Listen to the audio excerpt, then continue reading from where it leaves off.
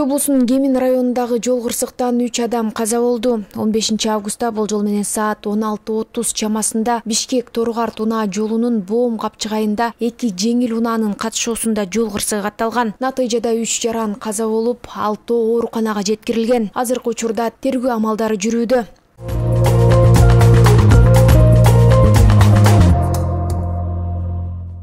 УКМК күчтүү улуу заттын ири партиясын сатууга аракет кылгандарды кармады. Аларга карата кылмыш жаза кодексинин сатуу максатында күчтүү таасир этүүчү же улуу заттарды мыйзамсыз жүгүртүү беренеси боюнча кылмыш иши козголду. Маалыматта айтылгандай, Ала Бука районунун Ала Бука айылынын аймагында аталган заттын 500дөн ашык ампуласын сатып жаткан жеринен бир чет элдик жаран жана 3 Кыргызстандын жараны кармалган. Такталгандай, күчтүү жыландын уусунун партиясы коңшу мамлекеттин биринен Кыргызстандын аймагына мыйзамсыз алынып келингендиги аныкталган. Кармалган зат медицинада жана синтетикалык дарыларды өндүрүүдө колдонулат. 1 грамм гюрза уусунун баасы көмүскө базарларда 300дөн 600 АКШ долларына чейин бааланат. Учурда иликтөө иштери жүрүп жатат.